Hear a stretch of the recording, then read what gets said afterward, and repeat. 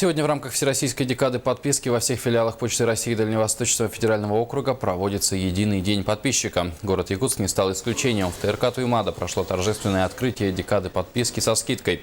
Жители республики в любом отделении почтовой связи могут выбрать газеты и журналы из большого разнообразия и на любой возраст. Подписки оформляются на дом и на работу, или же их можно получить на почте. На торжественном открытии присутствовали директор филиала Почты России по Якутии Алевтина Игнатьева и представители издательств.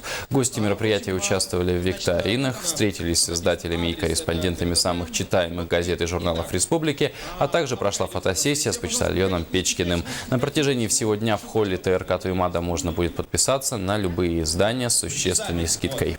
Призы же у нас готовы. Хочу сообщить всем якутянам о том, что продолжается подписку на газету «Якутия». Мы вас ждем всех до декабря месяца. Лучше поторопиться, поскольку именно сейчас можно подписаться по льготной цене до 25 октября.